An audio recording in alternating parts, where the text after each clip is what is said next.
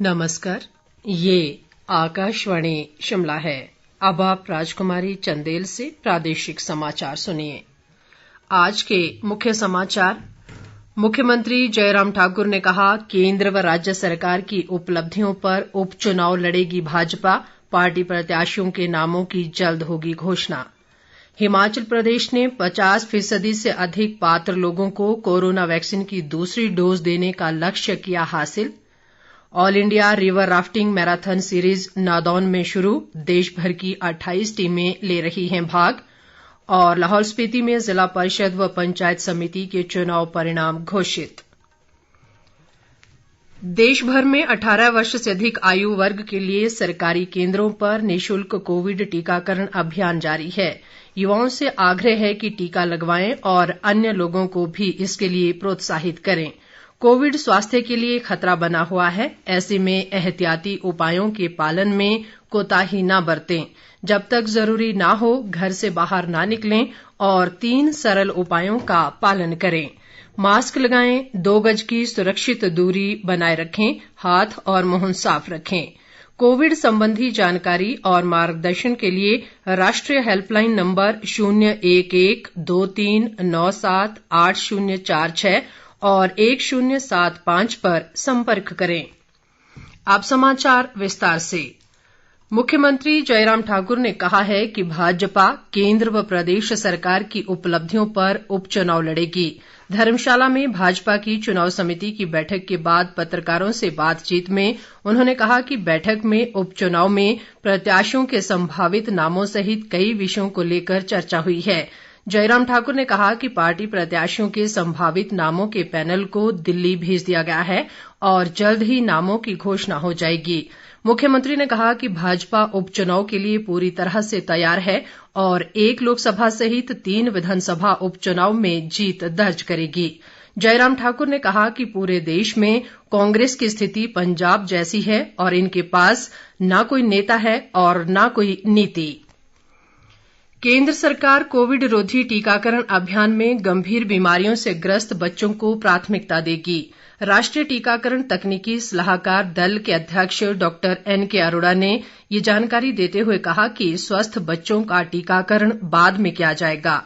उन्होंने कहा कि 12 से 18 वर्ष तक के उन बच्चों की पहचान की जा रही है जो गंभीर बीमारियों से ग्रस्त हैं और जिन्हें अस्पताल में उपचार की जरूरत है। NK अरोड़ा ने कहा कि देश के विभिन्न जिलों में टीकाकरण के ऐसे प्रबंध किए जा रहे हैं जिससे बच्चों को जिले से बाहर यात्रा की जरूरत न पड़े। राष्ट्रव्यापी कोविड टीकाकरण अभियान के तहत देश में 91 करोड़ से अधिक लोगों को कोविड रोधी टीके लगाए जा चुके हैं। इसके साथ ही टीकाकरण अभियान में एक नया रिकॉर्ड कायम हो गया है। केंद्रीय स्वास्थ्य मंत्रालय ने इसे कोविड-19 के विरुद्ध लड़ाई में एक और बड़ी उपलब्धि बताया है। इस बीच टीकाकरण अभियान के अंतर्गत हिमाचल प्रदेश में 50% से अधिक पात्र आबादी को वैक्सीन की दूसरी खुराक भी लगाई जा चुकी है। स्वास्थ्य विभाग के एक प्रवक्ता ने बताया कि प्रदेश में 18 वर्ष से अधिक आयु वर्ग को वैक्सीन की दूसरी खुराक लगाने के लिए निर्धारित 55,23,000 के लक्ष्य के मुकाबले अब तक 27,82,030 लोगों को दूसरी खुराक लगाई जा चुकी है। उन्होंने कहा कि राज्य में 18 वर्ष से अधिक आयु वर्ग में ही 56,66,290 लोगों को वैक्सीन की पहली खुराक लगाई जा चुकी है। प्रदेश के मुख्य निर्वाचन अधिकारी सीपाल रासू ने आज सोलन जिला के अर्की में आगामी उपचुनाव को लेकर सेक्टर व नोडल अधिकारियों के साथ एक बैठक की अध्यक्षता की और तैयारियों का जायजा लिया।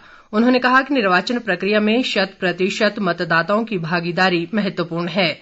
उन्होंने अधिकारियों को स्वतंत्र व निष्पक्ष चुनाव करवाने सहित मतदान व मतगणना के विषय में उचित दिशा निर्देश दिए। सीपाल रासू ने कहा कि कोविड-19 महामारी को देखते हुए मतदान के दौरान सभी नियमों का पालन सुनिश्चित किया जाना चाहिए। मुख्य निर्वाचन अधिकारी ने राजकीय छात्र वरिष्ठ माध्यमिक पाठशाला अर्की में स्थापित मतगणना केंद्र का निरीक्षण भी किया। निर्वाचन आयोग ने स्वतंत्र व निष्पक्ष चुनाव सुनिश्चित करने के लिए मोबाइल ऐप सी विजिल भी लॉन्च किया है। इसके माध्यम से लोग आदर्श आचार संहिता के उल्लंघन की शिकायतें कर सकते हैं। आज विश्व पर्यावरण दिवस है। इसका उद्देश्य दुनिया में सभी के लिए समुचित आश्रय और आवास के मूल अधिकार को बढ़ावा देना है। हर साल अक्टूबर महीने के पहले सोमवार को पर्यावरण दिवस मनाया जाता है। इस वर्ष विश्व पर्यावरण दिवस का विषय दुनिया को उत्सर्जन मुक्त बनाने के लिए शहरों में इस दिशा में तेजी से कदम उठाना है।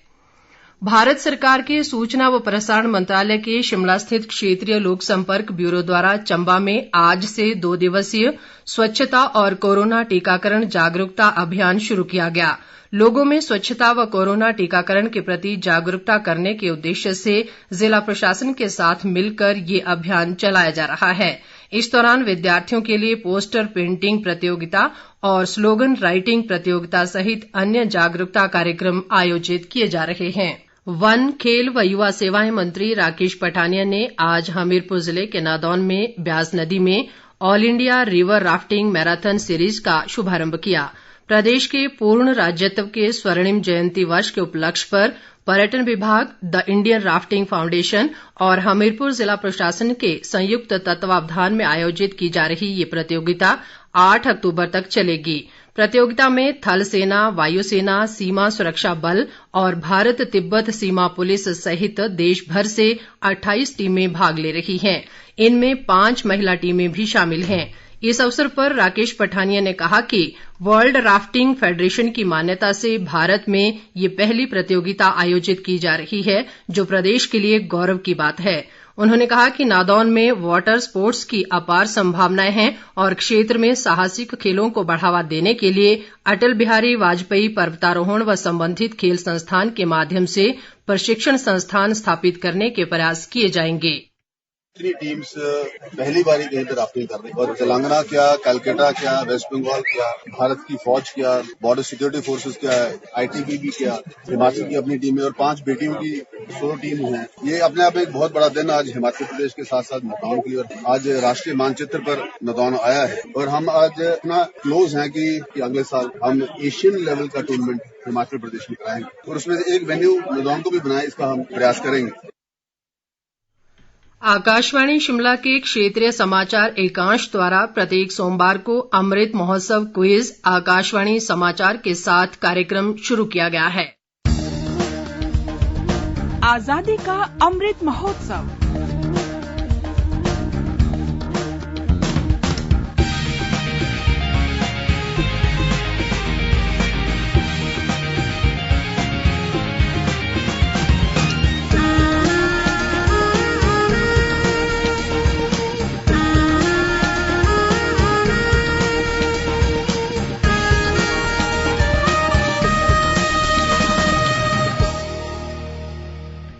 आज का प्रश्न है, भारत में गवर्नर जनरल का शासन कब समाप्त हुआ?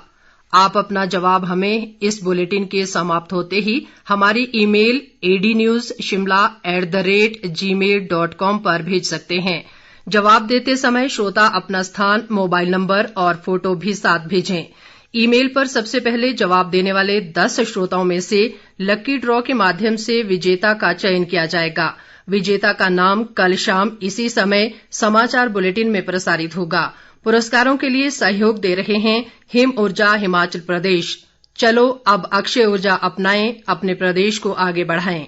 अधिक जानकारी के लिए अपने निकटतम हिम ऊर्जा कार्यालय से संपर्क करें। विधायक राजीव बिंदल ने कहा है कि नाहन विधानसभा क्षेत्र में 92 करोड़ रुपए की लागत से बिजली व्यवस्था को मजबूत किया जाएगा। नाहन में आज पत्रकारों से बातचीत में उन्होंने कहा कि पिछले 3 वर्षों में क्षेत्र में नए ट्रांसफार्मर लगाए गए हैं और विद्युत लाइनों को भी ठीक किया गया है।